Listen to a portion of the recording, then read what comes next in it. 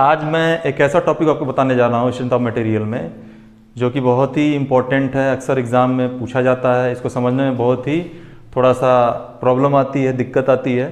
Topic है कर्तन विकृति या शियर स्ट्रेन। शियर स्ट्रेन क्या होता है, इसका फार्मूला क्या होता है, वो मैं आपको बताऊंगा और वीडियो को पूरा देखिएगा। तो स्टार्ट करते हैं। Shear strain.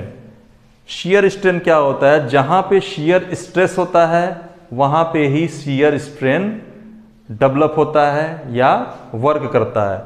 यहाँ पे फिगर बना हुआ है। मान लीजिए कि कोई क्यूब है, उस क्यूब का फ्रंट व्यू हम यहाँ पे लिए हैं। क्यूब को हमने क्या किया कि उसके नीचे फेविकोल लगा के हमने चिपका दिया, किसी सरफेस पे चिपका दिया, तो फ्रंट व्यू को चिपका दिया। अब यहाँ पे इसके ऊपरी सरफेस पे हमने एक शियर स्ट्रेस क्यू लगाया। शियर स्ट्रेस लगाया तो ये झुकेगा, जाहिर सी बात है झुकेगा। तो मान लीजिए फाई एंगल ये झुक रहा है, तो इसका जो क्यूब का फ्रंट व्यू है ए बी सी डी है, वो हो जाता है A dash B C D dash.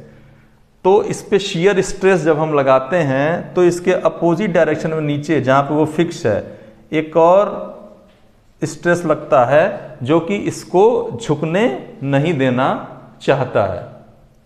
तो इसकी वजह से यहाँ पे शियर स्ट्रेन डेवलप होता है। शियर स्ट्रेन, शियर स्ट्रेन जिसको ई एस से डिनोट करते हैं। E S is equal to होता है A dash upon A B.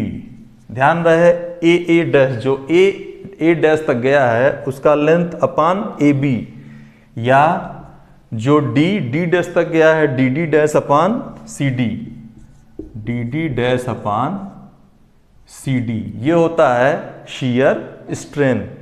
अब देखिए कि triangle A dash A B में अगर हम tan फाई लें, अगर हम क्या लें tan फाई लें ट्रिग्नोमेट्री में, तो tan फाई इक्वल टू होता है perpendicular upon base A dash upon A B, A dash upon A B.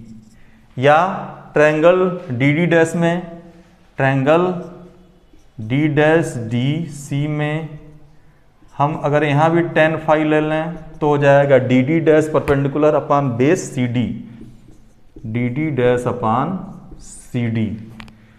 ठीक है।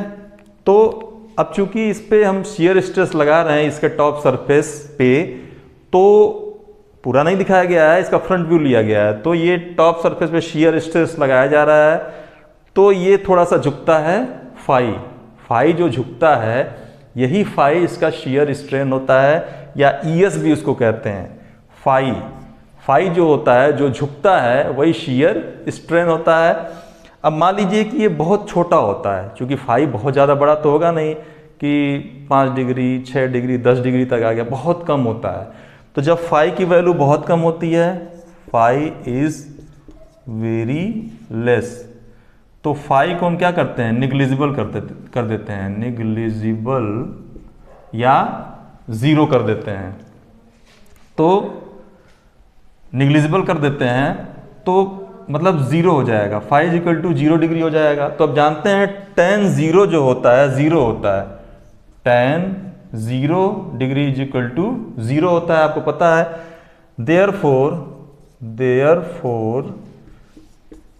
tan phi is equal to क्या हो जाएगा, फाई हो जाएगा। क्योंकि अब देखिए यहाँ पे अगर फाई रखे हैं, 0 की जगह फाई रखे हैं, तो आ रहा है कि नहीं आ रहा है, tan phi is equal to phi, tan phi is equal to phi हो जाएगा। तो यहाँ से अब देखिए tan phi is equal to है, tan phi is equal to है, पहले ये वाला लेते हैं, tan phi is equal to tan phi is equal to phi is equal to A dash upon A B, A dash upon A B. A dash upon A B को हमने ES माना हुआ है, ईएस, तो phi is equal to हो जाएगा ES. यही जो फाई होता है वो शियर स्ट्रेन होता है। देयरफॉर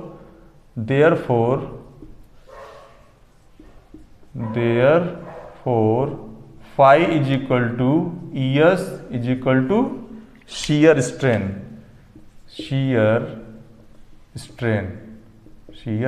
मतलब ये है कि जब इस पर शियर स्ट्रेस इसके टॉप सरफेस पर लगाया जा रहा है तो जो जितना झुकाव जिस एंगल का हो रहा है वही इसका शियर स्ट्रेन होगा। यहाँ से आप इजीली समझ सकते हैं। पहला वाला जो हमने लिया हुआ है इसको लेके हमने tan phi equal to AA dash upon AB लिया है।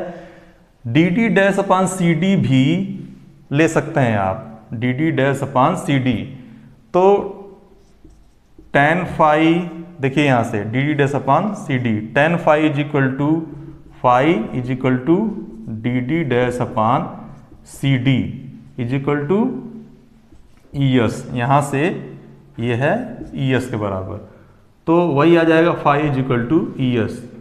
कहने का मतलब है जो शियर स्ट्रेन होगा वो phi के बराबर होगा। आई थिंक आपको समझ में आया होगा। फिर भी कहीं डाउट होगा तो कमेंट बॉक्स में पूछ लीजिएगा, और चैनल पर नए हो तो सब्सक्राइब कर लीजिएगा, अपने जान पहचान के लोगों में भी शेयर करिएगा। वीडियो पूरा जरूर देखिएगा और ये बताइएगा कि नेक्स्ट वीडियो किस टॉपिक पे होना चाहिए।